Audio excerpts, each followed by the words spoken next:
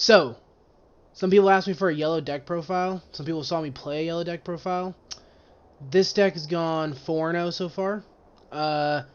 If you're going to play yellow, I think you play this yellow. Yellow's pretty fun. Yellow has a lot of weird answers. It has its parts that it's really weak in. The reason it's not one of the best decks is because the parts that it's weak in are the kind of important things you need.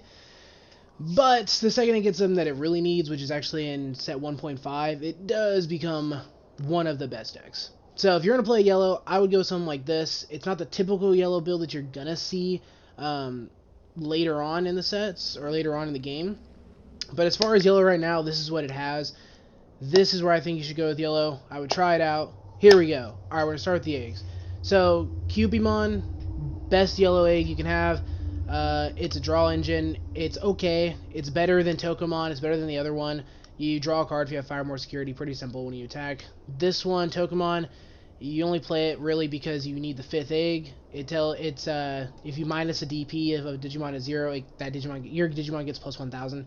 Doesn't come up that often. It helps with Slash Angemon. That's about the only time it comes up, is that it makes Slash a 9k instead of an 8k for the turn. That's about it. Those are the eggs. You just play them because they're eggs, for the most part. Alright, level 3s. We got Tinkerman.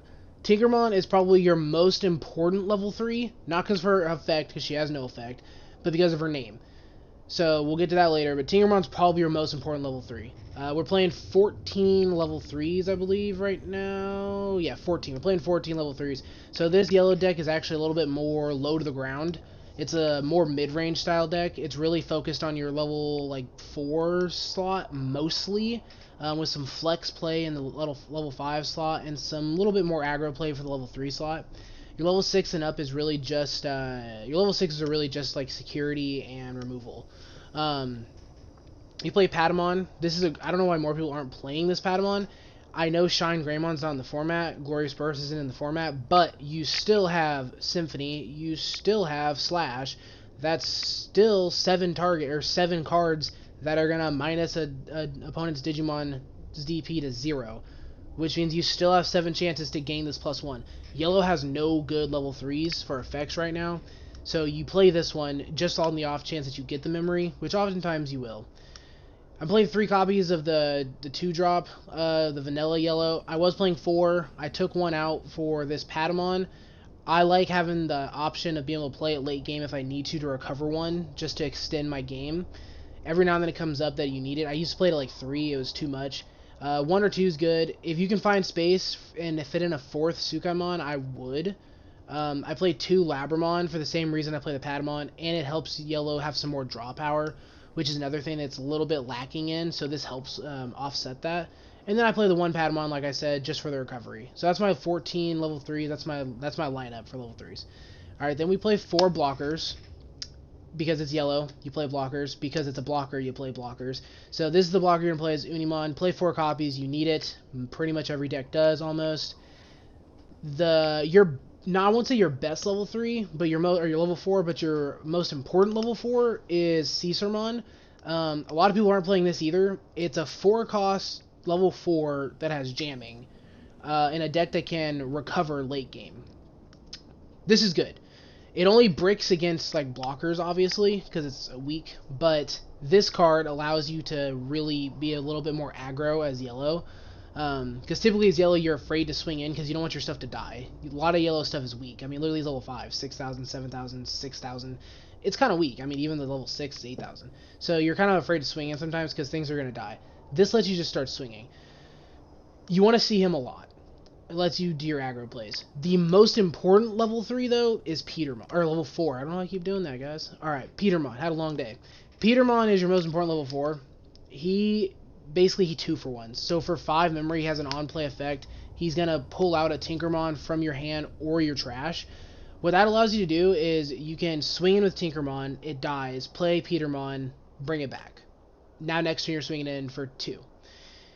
The more times you can play Petermon and trigger that effect, is your better chances are that you're going to win. So these 3 cards right here, Tinkermon, Caesarmon, and Petermon, this is your most aggro package in the game, along with Sukaimon, because it only costs 2.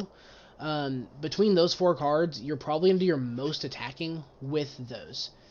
Moving on to level 5s, we actually do play 11 level 4s, by the way, which is about average. It's actually a little bit over. I would say 10's the like average middle number. So we're playing one more. I used to play 12. I would like to fit in another Petermon, but he can get cloggy. He can brick. If you have him in your hand and you don't have Tinkermon in your hand or the trash, then he's just bad. He's just a level 4, which I'd rather see something else than him. Level 5s, we are playing 8.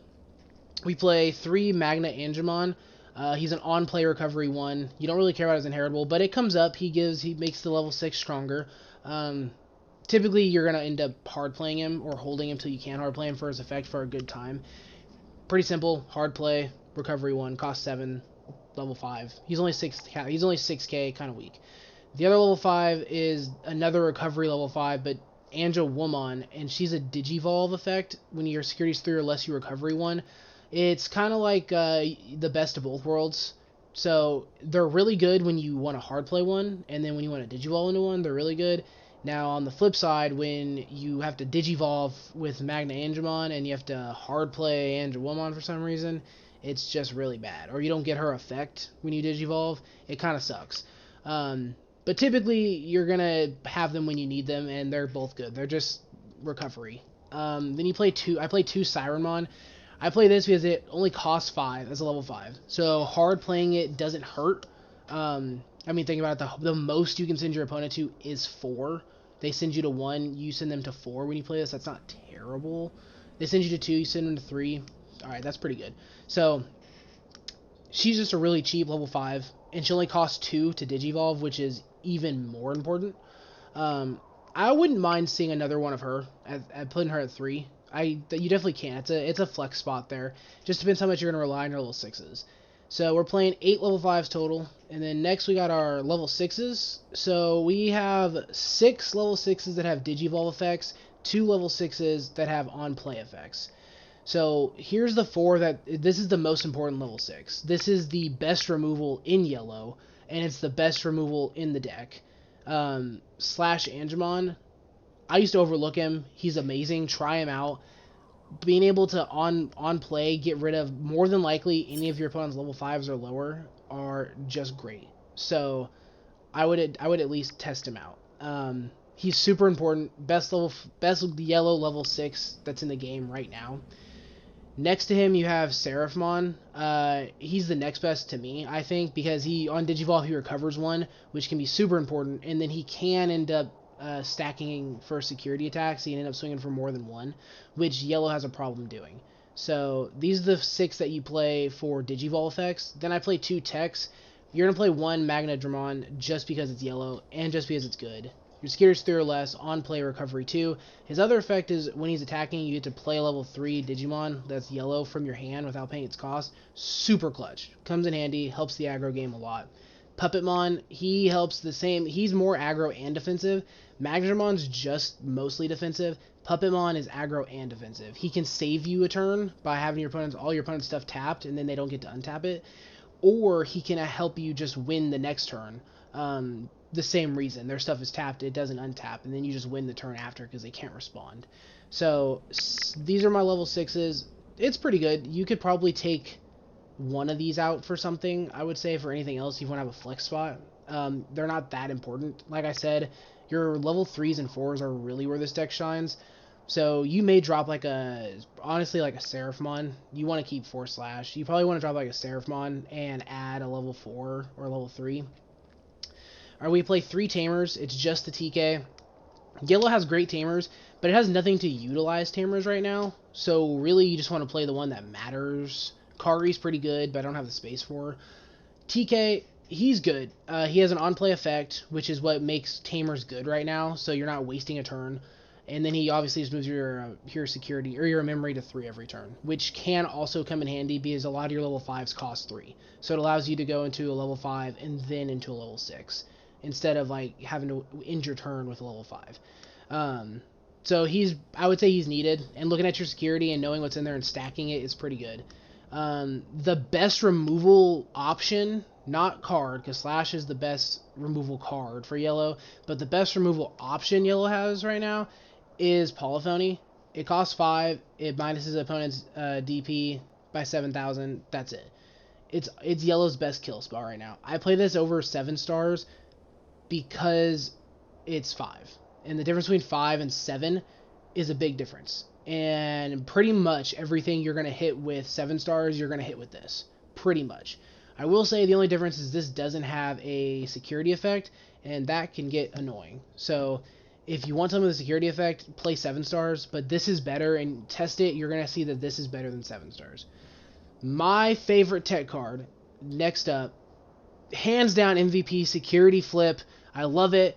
I understand Flower Cannon's great, Gaia Force is great, all these things are great from the flip, but nothing feels better to me than when someone flips a Fire Tornado in security. Okay, they try to swing in with everything, it flips, and then they're just like, well, shit. I will say Flower Cannon's actually the better version of that, except Flower Cannon doesn't tap blockers, which that won me a game the other day. I hit a Flower Cannon off security, and then I won with my blockers. Anyway, this card costs 2, so it not only does it memory lock, but it hits anything that is going to swing in for game, it hits. Secure attack -3 means that Omnimon swinging twice? Nah, that's not going to do anything. A red deck that has security attack +2, and one thing it's swinging in for 3? Nah, it's going to do 0. This card really mitigates a lot of aggression, and that's probably the best, like purple has removal. Blue has memory control. These are ways that you can control the board, control the game. Green taps your opponent's stuff. It has, like, piercing. Red is just aggro. Black has blockers and a lot of defense and de-digivolve stuff. Yellow has stall. Just stall. Like, your attack does nothing. Or you attack for 1, okay, I recovery 1. Yellow is stall, and this is one of the most overlooked cards in yellow. Not even right now, yes, but even on the online formats for the tournaments, not enough people are playing this. And this card is absolutely bonkers. Like I said, try this out. This card's bonkers. Security effect, it saves you games. If I could play 4, I definitely would. I've literally thought about it. It would get too bricky. It would get too cloggy. But there we go. This is my yellow deck. I would try it out. It's a very low to the ground yellow deck. I'm going to end up tweaking it and adding in another level 3, maybe level 4 somewhere. It's a more aggro style level or yellow deck. It's pretty crazy. Try it out. It took me 4-0 in an actual tournament play. Other than that, I mean, I've only lost the Blue Omni against Wayne, against my friend. So, try it out. Great deck. Hope you guys enjoyed. I'll be posting another video sometime soon. Alright, like, subscribe, follow, do all those things. Stay cool. And also, look, if you guys saw the last video, I got her. I know. She's bad. Alright, I'll see you guys later. Bye.